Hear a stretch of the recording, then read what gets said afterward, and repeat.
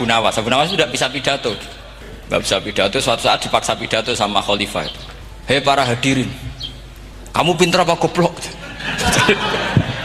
Nah mereka pinter, mau ngandani wong pinter, terus pinter kok ngandani gitu. Akhirnya hadirin itu kan karena seneng sama Abu Nawas itu seneng.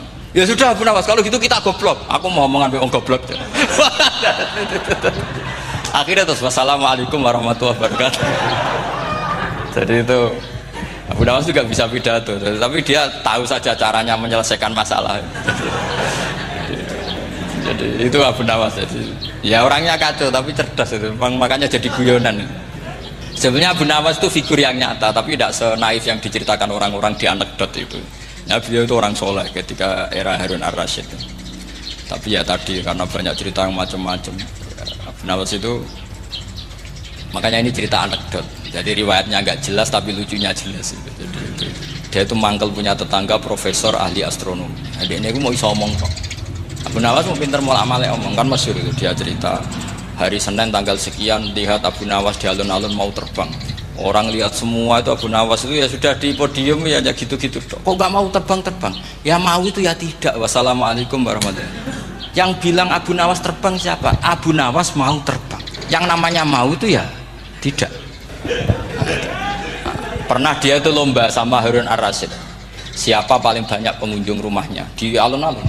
Harun ar-Rasyid bikin khemah, dia bikin khemah. Tentu cerita ini bohong, yakini ini bohong. Makanya ini bohong tenang. Makanya ini anekdot, hanya guyonan. Harun ar-Rasyid karena dia raja itu ada apel, ada makanan macam-macam. Ya tentu pengunjungnya banyak. Batas akhir itu penilaian jam 12 malam. Abu Nawas tenang, satu pun nggak ada pengunjung, nggak ada makanan, nggak ada apa. Pas jam 12 rumahnya dia, kemahnya dibakar. Orang ke dia semua. Tit menang dia karena jumlahnya.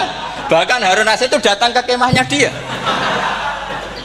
Karena lombanya kan pengumpulan massa terbanyak tit jam 12.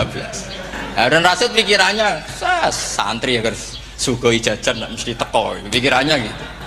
Abu Nawas pikirannya beda, jeneng ana kebakaran pasti datang. Wis dihitung biaya khemah sama hadiahnya banyak hadiahnya. Yang ahli falak ini punya ilmu yang rasional, yang pintar sekali. Dia ilmuwan bahwa bumi itu bulat-bulat. Nah, saya lagi tren meyakini bumi flat niku ya kacau nih. Gara-gara penjelasan sing sepihak. Niku wong nganggur. Lah wong ilmuwan kok sentimennya perkara wedi dhuwit. Enggak boleh ilmuwan menyebut sentimen apa? Uang. Akhir bumi itu bulat-bulat. Jadi kalau Anda jalan ke timur terus nanti ke titik yang sama. Abu Nawas ra paham karena dia memang enggak ahli sains gitu. Suatu saat si profesor ini kemalingan, malingnya melayu ngetan. Terus minta tolong sama Abu Nawas, kejarlah maling itu. Kemana? Ke timur. Dia ngejar ke barat. Ditanya sama profesor, saya udah bilang larinya maling itu ke timur, kalau kejar ke barat nanti ketemu di titik yang sama. Akhirnya profesor yang ngerti, oh ngenyek tuh. Jadi, nah khawatir saya nanti kalau santri-santri tidak pinter ilmu, terus pilihannya ilmu kayak Abu Nawas, jalan pintas tadi. Karena belajar falak jelimet, belajar faraid apa? Jelimet ada aul, ada roh, terus semua ada masalah yang ruwet-ruwet terus. Akhirnya mau olah bicara. Ini musibah innalillahi wa inna ilaihi raji'un. Itu tidak boleh. Quran tidak mengajarkan itu. Quran tetap mengajarkan ilmu meskipun ada nilai seninya. Ya tadi nilai seni tadi misalnya Allah mencontohkan daraba wa masalah rajulan fihi syuraka. Terus kedua uniknya Quran itu begini. Setelah dipikir itu nyata-nyata lebih detail. Misalnya begini. Ketika Allah mencontohkan ba'udah itu nyamuk. Itu orang-orang kafir itu bilang gini, ya Muhammad, Tuhan Anda kehilangan stok ilmiah. Sehingga contoh itu enggak yang dahsyat tapi sekedar nyamuk. Wong nyamuk kok digawe contoh. Kok ya contoh itu dinosaurus, tak jerapah, tak apalah yang keren itu. Mosok contoh apa? Nyamuk. Terus Allah menjelaskan innallaha la yastahi ayyadriban apa? Mathalamma. Contoh apa saja?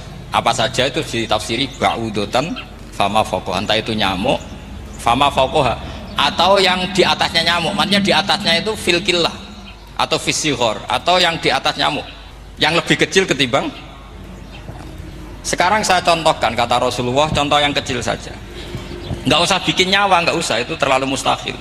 Seorang pemahat patung, terus kamu pesen Pak aku gak ono patung gajah, mesti muni sanggup. Tak muni Pak gak ono patung gajah, ukurannya ya semestinya gajah. Oke. Tapi Pak aku gak ono patung nyamuk, ukurannya ya sak nyamuk. Kira-kira sanggup apa enggak? Artinya ketika Allah gawe nyamuk itu lebih sulit ketimbang gawe gajah apa lebih mudah? Lebih sulit.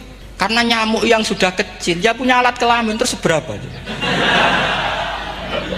Alat kelaminnya juga tetap harus ada lubangnya terus seberapa?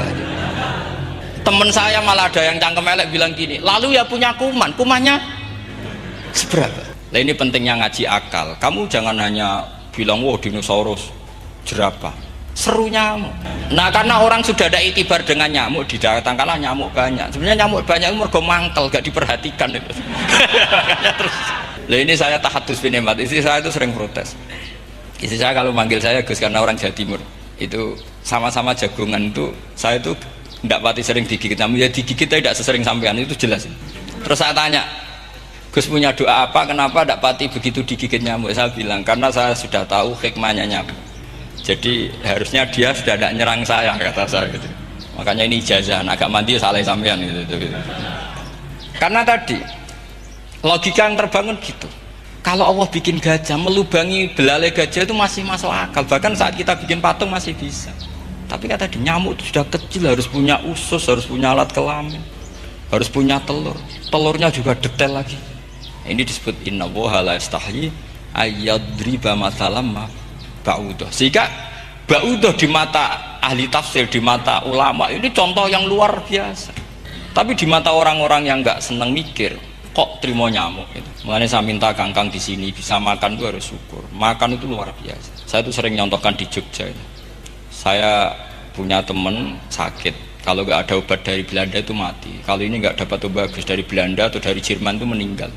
Berapa bulan lagi matinya? 3 bulan. Kalau nggak sampai dapat obat mati 3 bulan. Oh masih mandi obat yang di Jogja, apa itu makan atau minum? Kalau orang tidak minum tidak sampai 3 bulan sudah mati. Boleh orang itu mikir seperti itu. Tapi kita ini kalau obat dari Jerman, dari Belanda itu hebat. Kalau tidak kita mati sebulan lagi, 3 bulan lagi. Allah bikin obat pada kita tiap hari, yaitu kita bisa makan, bisa minum. Itu kalau sekali nggak makan 5 hari bisa mati sama. Tapi kita karena makan itu hal yang biasa, nak duit iso utang terus dianggap biasa. Ini kalau ulama masalah besar. Punya otak seburuk itu masalah besar bagi ulama. Sehingga Allah tidak malu ketika ngendikan kulu wasrobu, tidak malu karena makan ini urgen sangat penting.